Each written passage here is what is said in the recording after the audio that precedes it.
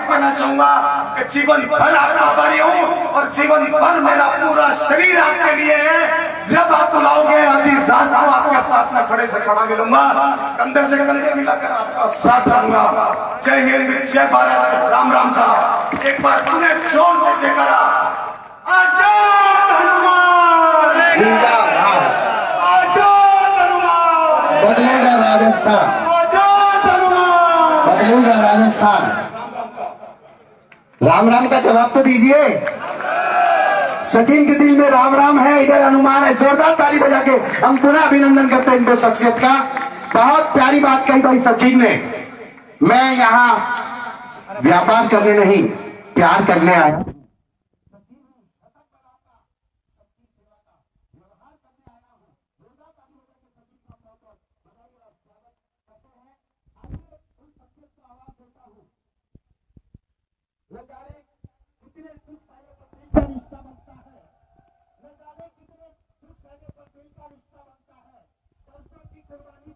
इंसान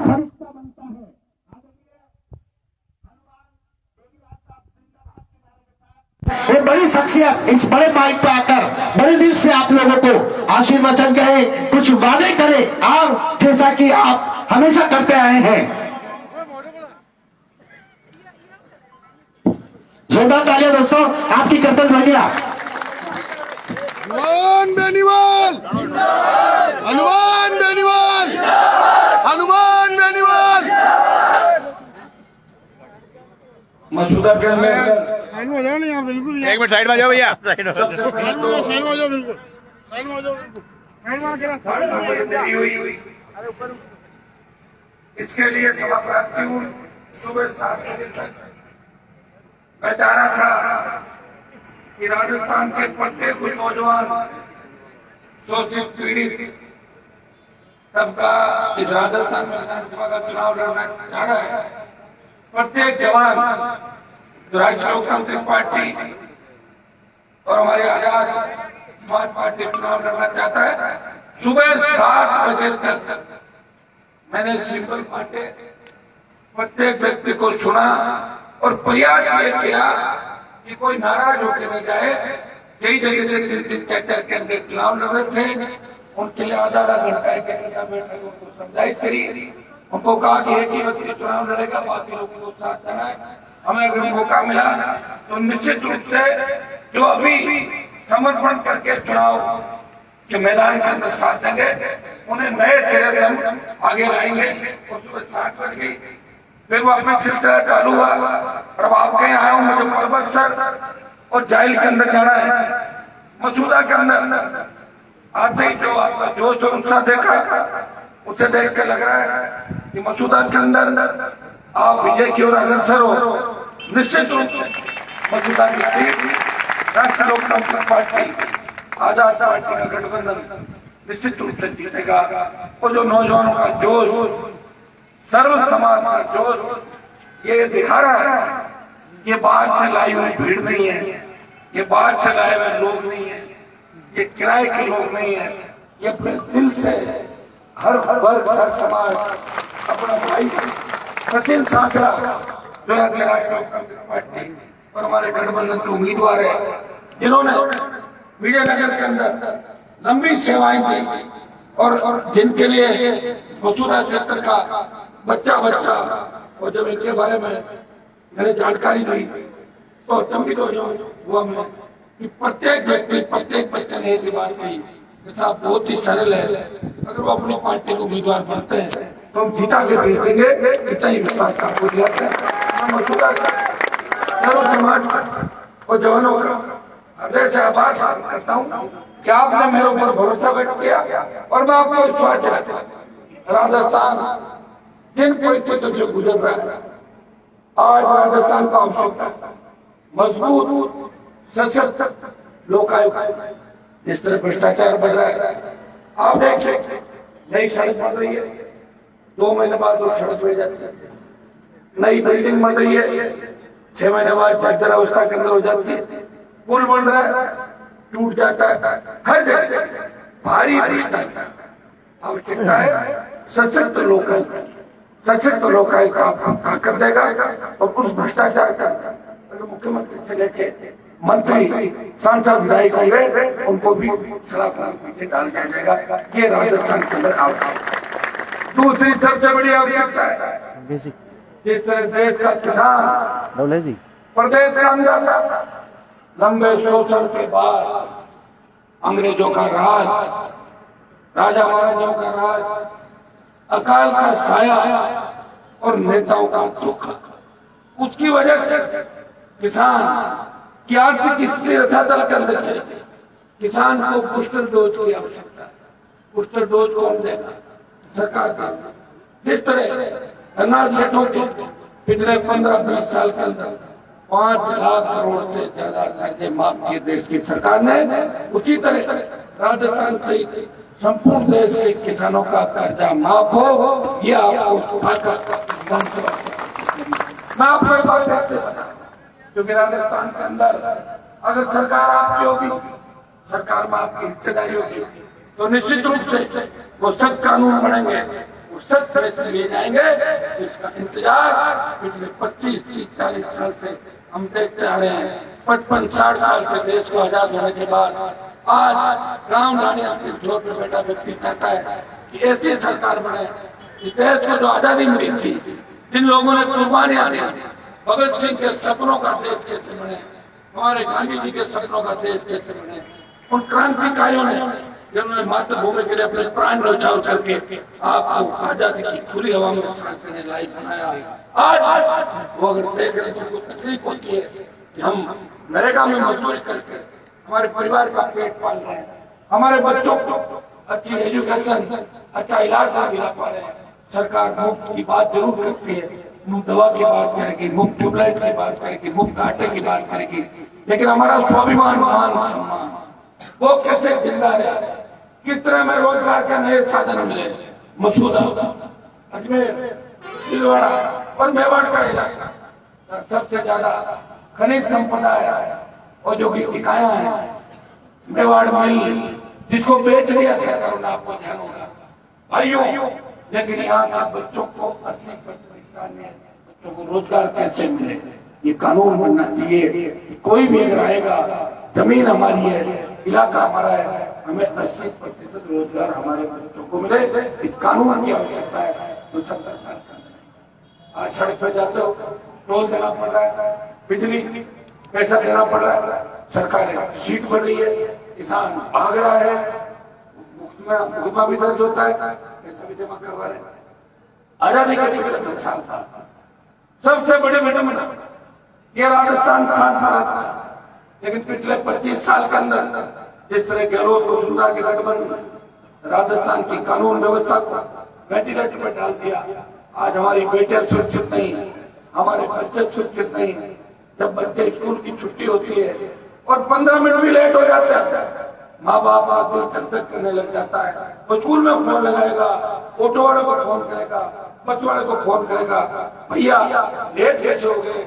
उनके मन में पीड़ा और एक डर रहता है।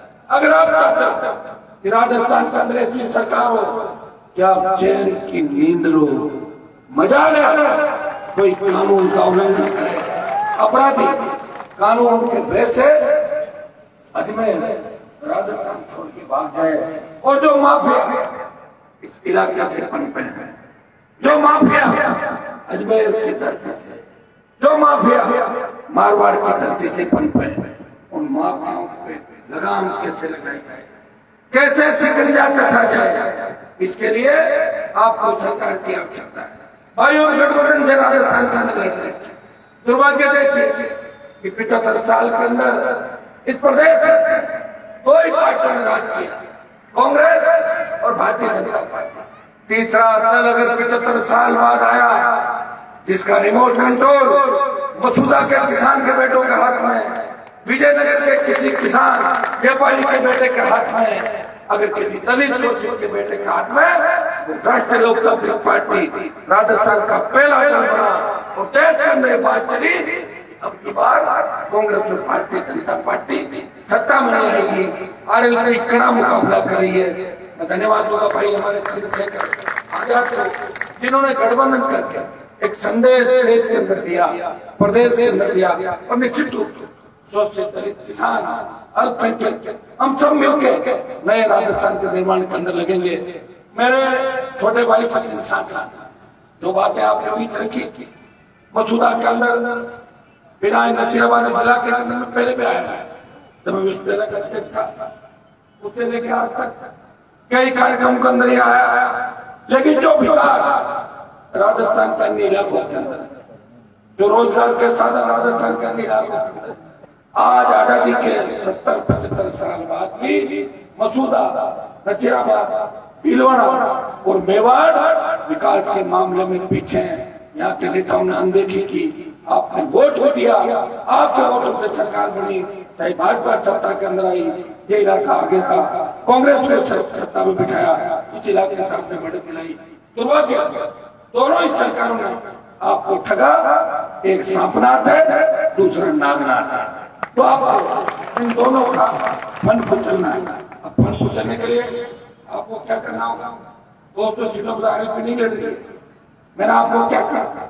ये तो मुझे धन्यवाद दो, लड़ाई तो लड़ रहा हूँ, बाकी सारे सरेंडर हो गए। सारे लोग मुझे फोन करते हैं, साहब टिकट का वेट करना, कांग्रेस में मेरा नाम चल रहा है। ठीक है भाई, वेट कर, मजबूत आदमी है, आ जाए तो अच्छी बात है। फिर पता लगता है क्या हुआ, और साहब 2 दिन रुक जाओ, बीजेपी की लिस्ट आई, तो मेरा नाम चल रहा है बीजेपी। ठीक है, बीजेपी का वेट कर लिया। अब बताओ, अब साहब मेरी इच्छा ही है कि मैं निर्दलीय लड़ूं और आप मुझे समर्थन जारी करें, और मैं उसके बाद जीतूं और बिक जाऊं,